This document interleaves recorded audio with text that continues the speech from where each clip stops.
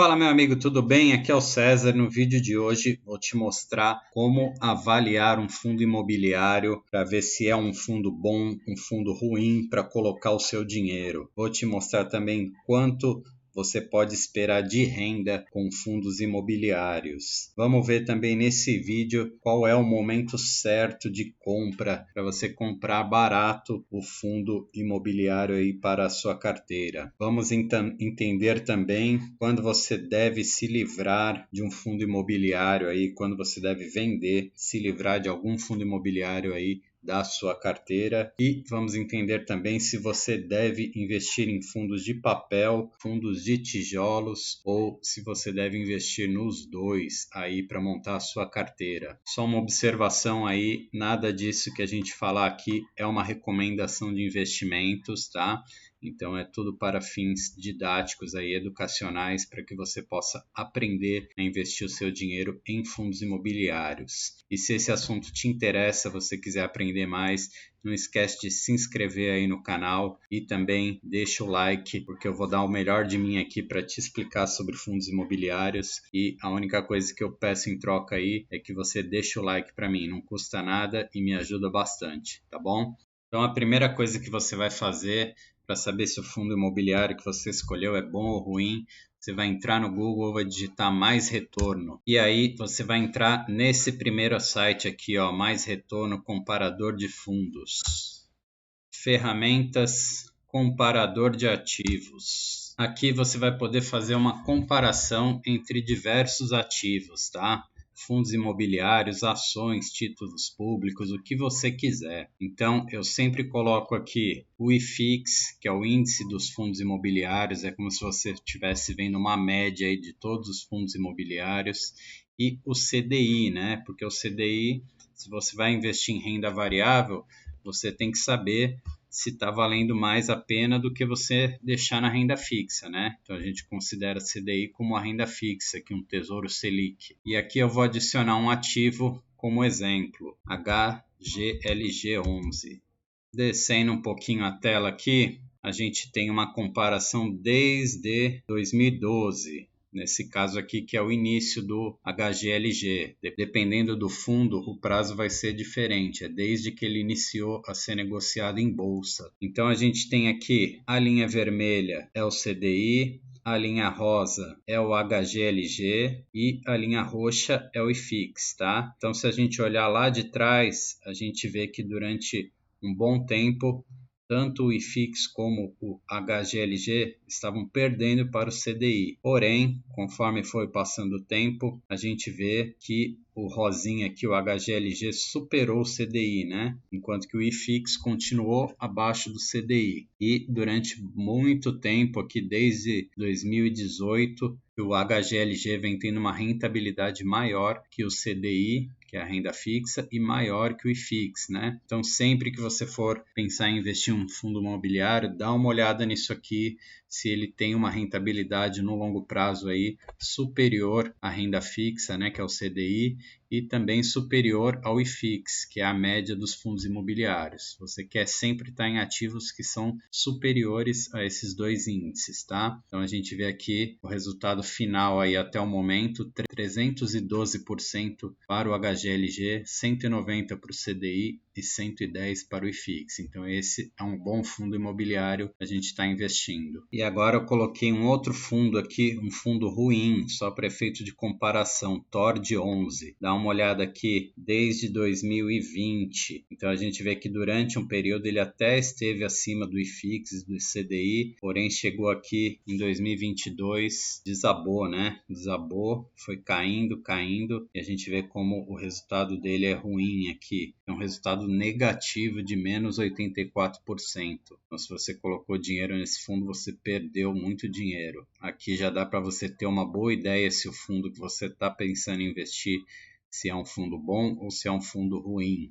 Quanto você pode esperar de renda com fundos imobiliários? Bom, pessoal, isso vai depender muito da composição que você fizer na carteira, tá? A gente tem desde fundos que pagam mais de 1% ao mês, 1,5%, 2%, até fundos que pagam menos, pagam ali 0,5%, 0,6%, e você vai compor a sua carteira com esses fundos, sempre procurando fundos de qualidade, tá? Porém, de acordo com a quantidade que você colocar na sua carteira de fundos e com quanto eles pagam por mês, você vai ter um resultado final. Então aqui eu tenho um exemplo aqui com esses fundos aqui que eu escolhi, com essas quantidades, eu tenho aqui o dividendo anual aqui de cada um desses fundos, tá?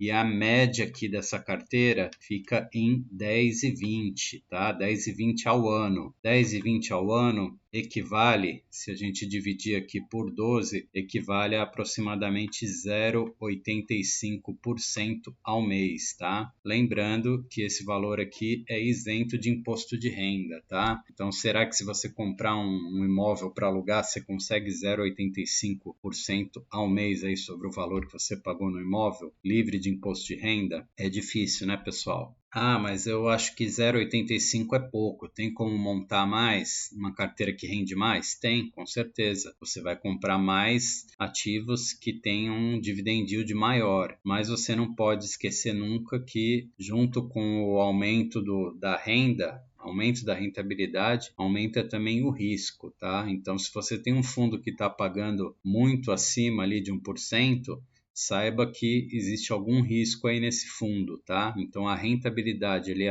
o provento mensal é maior, só que existe algum risco ali e possivelmente você vai ver as cotações dele aí devem estar caindo. Ele está com uma cotação muito barata, por isso que ele está pagando alto. Existe uma boa chance dessa cota continuar caindo e aí você vai acabar perdendo. Não adianta você ganhar nos dividendos ali, mas a sua cota não para de desvalorizar. O ideal é você montar uma carteira equilibrada aí, com fundos de qualidade, que vai buscar aí alguma coisa nessa faixa aí, entre 0,8% e 0,9% ao mês. Se você for muito agressivo aí, no máximo uma carteira que renda 1% ao mês. Mas você já vai estar tomando um certo nível de risco aí. Vai ter que colocar alguns ativos mais arriscados aí para conseguir 1% ao mês. Lembrando, pessoal, que 0,85 ao mês é muito bom, tá? Só para você ter um efeito de comparação, a poupança você não pega nem 0,5 ao mês, você vai pegar menos que 0,5. Fundos de tijolo ou fundos de papel, o que você deve comprar na sua carteira? Bom, o ideal é que você faça uma composição de uma carteira com os dois, tá? Quando você compra fundos de tijolo, você está comprando uma parte do imóvel, você é dono de um pedaço daquele imóvel, seja de um shopping, de um galpão logístico, de um prédio comercial, então você está comprando um pedaço do imóvel. Quando você compra fundos de papel, você está investindo na construção de imóveis, você está emprestando dinheiro para uma empresa que vai construir imóveis e essa empresa vai te pagar os juros por conta do empréstimo que você está fazendo. Os fundos de papel geralmente pagam um pouco mais, porém, se você não reinvestir, você não tem uma valorização. Já quando você está investindo em fundos de tijolo, além do rendimento ali dos dividendos que ele paga, dos proventos, você vai ter no longo prazo uma valorização desses imóveis. Então você ganha tanto no provento como na valorização. Fundo de papel não, você só recebe os juros. Então se você não reinvestir,